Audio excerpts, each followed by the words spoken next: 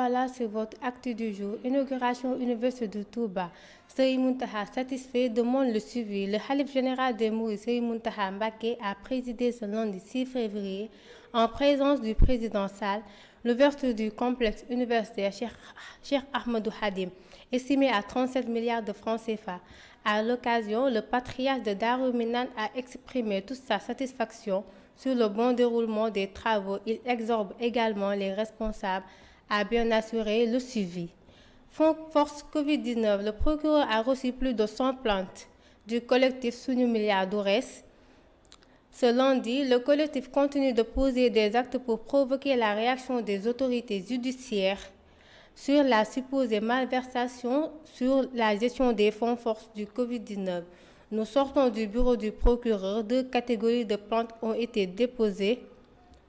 Le rapport de la Cour des comptes et les recommandations qui ont été faites du gouvernement ne finissent pas leur cours sous le coude du président de la République ou bien dans les tiroirs du procureur de la République, informe Alioune Sané. Santé. 10e plan d'action de And Gueusseum. Grève totale de 96 heures les 7, 8, 9, 10 février. Le secteur de la santé est au plus mal depuis des semaines, voire plus, dans une indifférence morbide. Car nombreux sont les patients qui sont morts pour n'avoir pu subir une opération chirurgicale qui aurait pu leur sauver la vie. Et on ne parle même pas des rendez-vous sans cesse repoussés de patients qui souffrent et qui n'ont pas les moyens d'aller dans le privé. Ce silence criminel sur la souffrance d'une partie importante de la population n'a que trop duré. La méga coalition And Gueusseum a entamé son 10e plan d'action. Séisme en Turquie et en Syrie. Le bilan passe à plus de 35 000 morts et 13 000 blessés.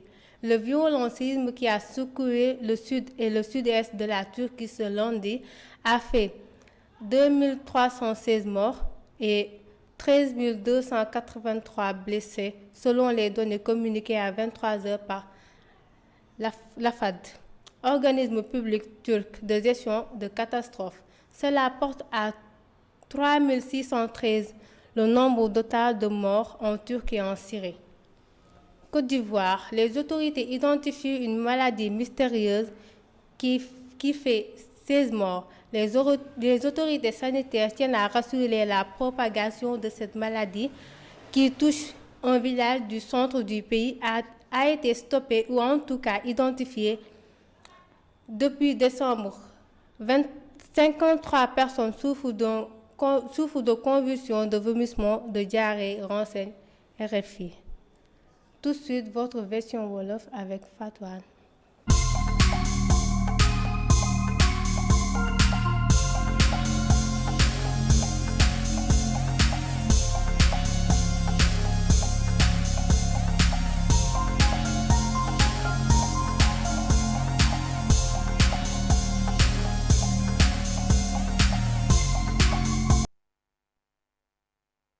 waat fii tey ci seen actu du jour bi ci njëkk ñu am inauguration université bu Touba boobule université ñu tuddee ko complexe universitaire Cheikh Ahmadoul Khadim niki lundi 6 février naka la ko kii di xalif général Mouride Serigne Mountakha Mbacké ànd ci ak kii di président Macky Sall inauguré ko ginnaaw xayma nag mu ngi toll ci 37 milliards de francs CFA ñoom nag ñu ngi kontaan bu baax ci loolu te di ci ñaan ab toppatoo ñu jàll ci fond Covid kii di procureur nag di xamle ni jot na plus de 100 plaintes yu jóge ci waa coalition biñ tuddee suñuy milliards du res niki lundi ñoom nag li leen metti jóge ci boobule doxalinu fond Covid yi lépp lu ci dëng dinañ ci taxaw li nag di astuut ci kàddu yu ñu fi jota bàyyi la ñu jàll ci grève 10e plan d'action secteur bi yëngu ci wàllum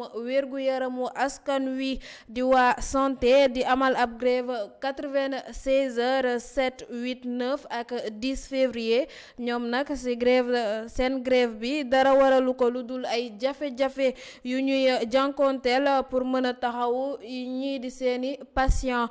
ñu jàll ci séisme bu Turquie ak Syrie boobule bilan nag tollu ci 3500 morts ak 13000 blessés.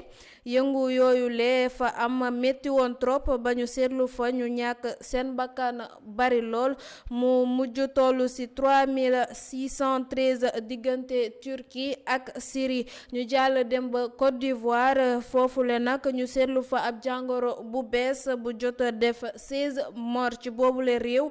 yooyu les autorités yi fa nekk di wax ni dinañ ci taxaw balaa muy ëpp loxo niki décembre ba léegi. nag 53 personnes amee li ñu naan convulsion vomissement ak diarrhée mu doon ay signes yoo xam ne ci seen boobule feebar bu bees buñ fa jànkonteel. lii lañ leen indiloon ci seen actu du jour di leen jox dig daje ba beneen yoon incha allah.